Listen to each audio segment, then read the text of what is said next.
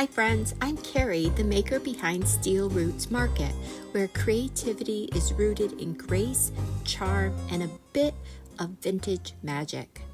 Today I'm sharing a little Halloween magic in June. I know it might feel early, but around here I like to sprinkle in a little festive charm slowly, creating little by little with intention and joy. This sweet little project is the perfect way to kick off a new seasonal series I'm going to call Festive Sprinkles. What I'm planning on is a mix of fall, Halloween, and holiday-inspired DIYs just gently woven throughout the summer months. It's all about slowing down, enjoying the process, and making time for the things that bring us joy, even though it means crafting these cute little ghosts when the bright summer sun is out. So today's project features a set of little handmade ghost shelf sitters. They're very chunky and they'll stand up on their own. I've named these spooky spectacles because even little ghosts need some little flair. Each ghost is going to be cut from MDF, and they come to life when I add the bright orange glasses, and I also love to add the playful detail with adding some glitter to the bats and boots. They're so simple to make, easy to personalize, and just the right size for, like, you could put them on your tier trays, add them to your mantles, or any cozy fall vignettes. And once you get creating with these, there's so many other ideas that I started thinking about that would be fun. Maybe creating them into banners or having little parties with them and craft parties, or maybe personalizing them into little family members. So many ways to create these. So whether you want to keep them clean and classic or add your own touches with decoupage, those would be so cute. You could distress like I end up doing, wax, stamps, possible of color choices. These little ghosts are full of creativity and possibility. So go grab a cozy drink, pull up your supplies and wish list, and make sure you stay till the end because I do have a little special offer for you. The links will be in the description to purchase this kit if you would like, and I hope you enjoy.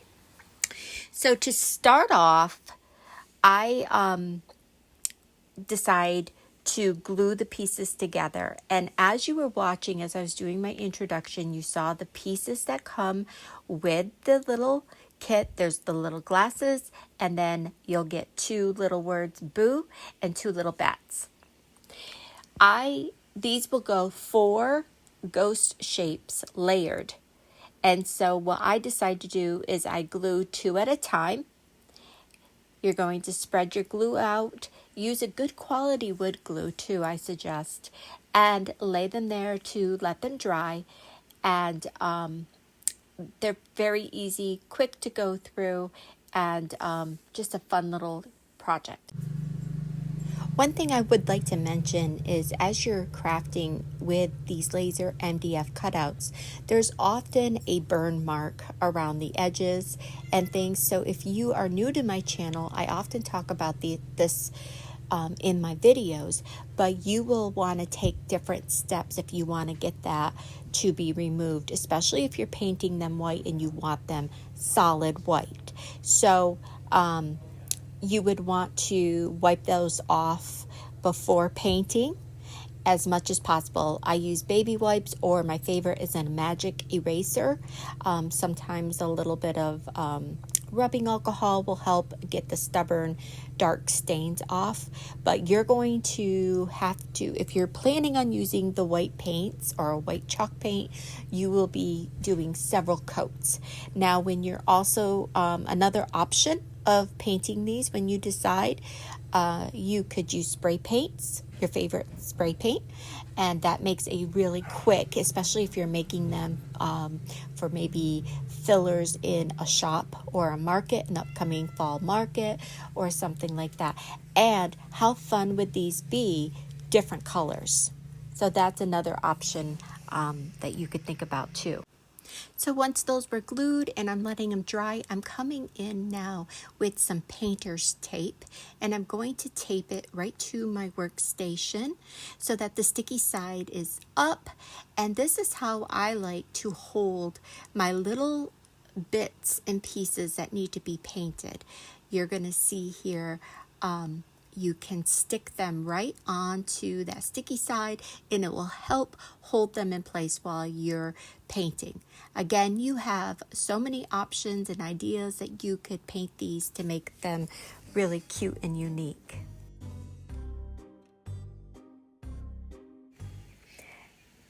So I come in with some black paint and orange paint. These are craft paints, but you could use acrylic, you could use paint. Markers work awesome for these little shapes, and I'm using a makeup sponge to apply the paint right on there. Now, depending on the color that you use, you may have to do this a couple coats to get it to cover. So if for some instance you were doing a light colored boo or the light colored bats, you would have to put a couple coats on possibly. Next, I come in and glue the pieces, the top pieces, to the bases, and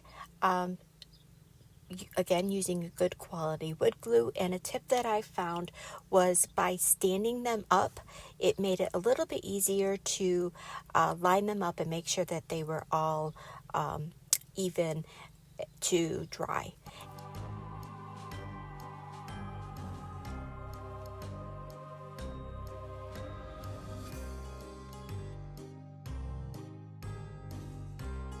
The next step was a super fun one. I added some glitter. This is Black Eyed Susan by Miss Lillian's, and it's a fun product to add into your paints.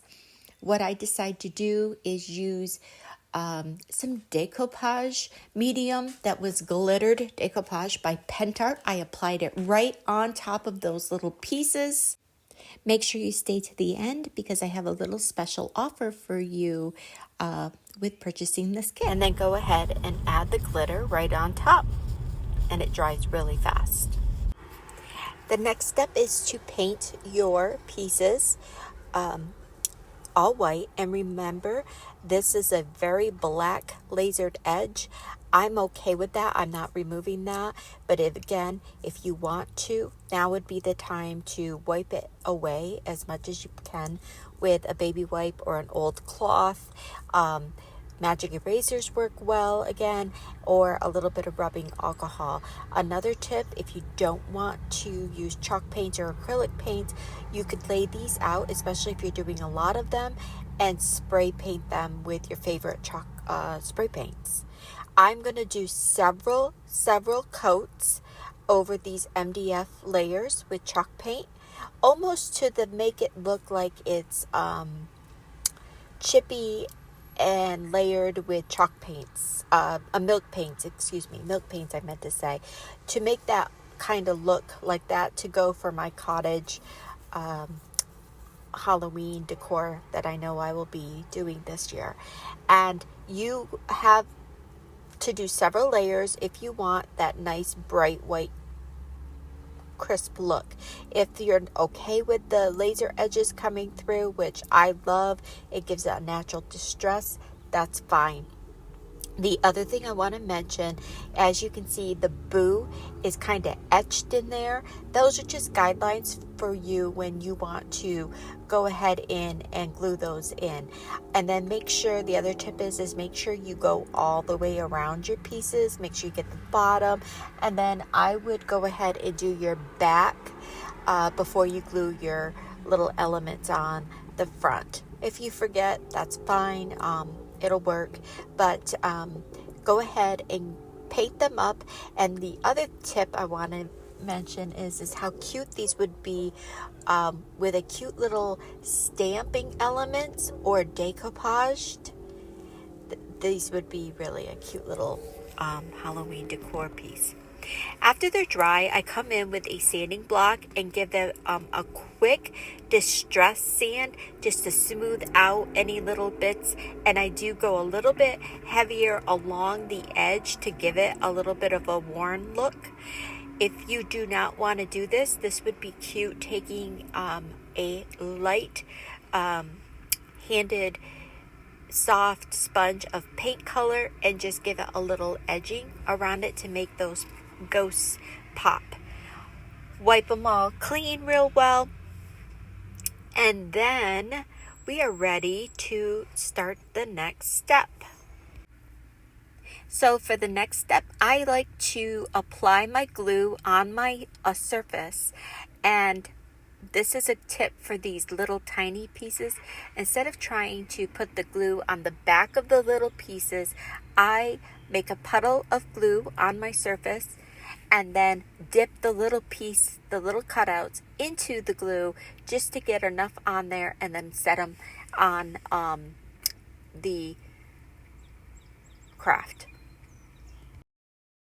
At Steel Roots Market, I create small batch curated DIY kits that mix vintage inspiration and a little farmhouse feel with a lot of cottage core love put into them.